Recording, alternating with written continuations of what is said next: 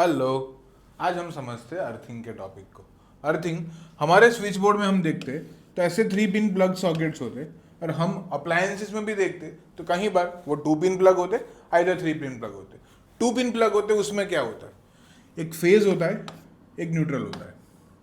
Phase जो live wire होता है, मतलब इसमें से करंट मिलेगा, इसका पोटेंशियल डिफरेंस 220 वोल्ट का है। ये न्यूट्रल है, ये 0 वोल्ट पे काम करता है, मतलब करंट इधर से आएगा, सर्किट कंप्लीट करके ये एंड पे चला जाएगा। That's we call it circuit completed. उन दोनों के बीच में 220 वोल्ट का पोटेंशियल डिफरेंस रहता है। ये 2 पिन प्लग हुआ। अब ये ऊपर वाला एक प्लग बचता है, ये 3rd पिन है, उसे हम क्या कहते हैं, अर्थिंग पिन प्लग। इसका इंपॉर्टेंस क्या है समझते। बेसिकली जब भी अर्थिंग का काम होता है, हमारे घर के नजदीक के ही पोर्शन में ऐसा एक बड़ा सा खड्डा किया जाता है, उसके अंदर क्रिस्टलन केमिकल कंपाउंड्स भरे जाते हैं, मतलब वो सॉल्ट और आइदर कोल। ये हम नॉर्मली जो हम करते हैं वो मैंने बोला कि आइदर सॉल्ट आइदर कोल का कॉम्बिनेशन आप उसमें फिलअप करोगे, बीच में एक मेटालिक रॉड डालोगे, either that is iron, copper, aluminium, वो कोई भी मेटल का रॉड हो सकता है, उसे फिलअप कर देना है। उसके बगल में एक ऐसा हुक डाला है, स्क्रू हुक, उसके थ्रू एक कनेक्टिंग वायर जो यहाँ पे दिखाया है ग्रीन एंड येलो कलर का, वो ग्रीन कलर का वायर उससे अटैच करते, और ये ग्रीन वायर हमारे हर एक रूम अप्लायंसेस के साथ अटैच्ड होता है। ये जो 3rd पॉइंट है देखा हमने यहाँ पे, ये जो 3rd पिन पॉइंट है वो उससे कनेक्टेड होता है, जो हमारे जमीन के अंदर, ग्राउंड के अंदर अर्थिंग किया होता है। क्लियर? ओके। और समझते हैं ये अर्थिंग की रिक्वायरमेंट क्यों, नहीं कराओगे तो नहीं चलेगा।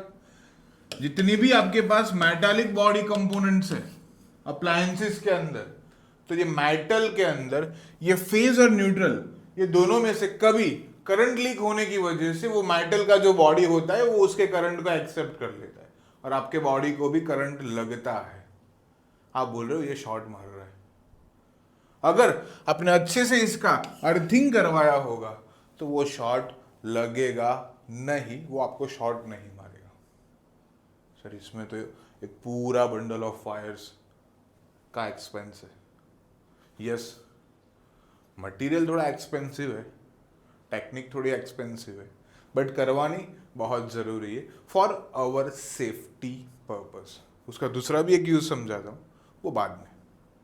पहले ये समझते कि जितने भी मेटालिक कंपोनेंट हमारे घर के अप्लायंसेस है, उसमें ये 3rd पिन अर्थिंग का काम करती है, और जो कहीं लीक होते हुए जो भी करंट है उसे एब्जॉर्ब कर लेगी, और आपको जो बाहर एमसीबी लगी हम देखते वो ट्रिप हो जाती है, तो वो प्रॉपर अर्थिंग की वजह से होती है।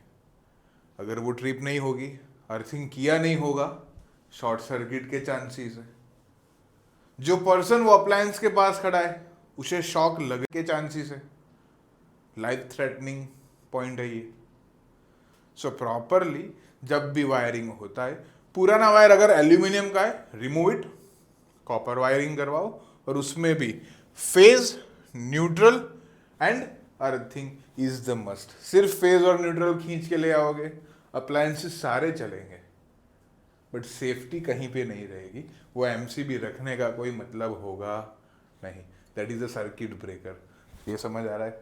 और एक चीज समझते हैं कि सर ये 2 पिन और ये 3rd पिन थोड़ी मोटी होती है, सॉकेट का डिजाइन क्यों ऐसा बनाया है कि इधर आपने एक बार प्लग इन किया फिर आप उसको हिला नहीं पाओगे वहां से, वो उसके सॉकेट में फिक्स रहेगा। और साथ साथ में कहीं ये फेज है, ये न्यूट्रल है।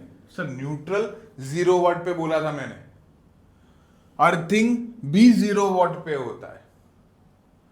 कभी कभी क्या होगा कि ये कोई रीजन की वजह से, आगे की इलेक्ट्रिक पोल्स की वजह से, या तो फिर हमारे घर के फोल्ट के अंदर, वायरिंग के फोल्ट के थ्रू, कभी कभी ऐसा होता है कि टेस्टर डाल के देखा एक होल में करंट आ रहा है, दूसरे में करंट नहीं आ रहा है, वो न्यूट्रल का होगा, बट न्यूट्रल नहीं मिल रहा है sir. Line wire, live wire मिल रहा है, बट न्यूट्रल वायर हमें पकड़ में नहीं आ रहा है। क्या करोगे? अर्थिंग किया हुआ है तो ये बेनिफिट रहेगा। अर्थिंग से एक वायर का लूप बना के वो वायर का लूप आप न्यूट्रल पे कन्वर्ट कर दो। क्यों पॉसिबल है? ये भी 0 वॉट पे काम कर रहा था, पोटेंशियल डिफरेंस ये भी 0 था। तो टेम्पररी आपके घर की सर्किट जो टूटी हुई थी वो आप वापस इलेक्ट्रिशियन के थ्रू, या अगर आपको थोड़ा बहुत नॉलेज है तो आप छोटे मोटे पॉइंट चेकआउट करके कनेक्शन देके जो गई हुई बिजली है, जो सर्किट ब्रेक हुई है, आप उसे वापस करंट पहुंचा सकते हो। Stay connected for this kind of video. Thank you.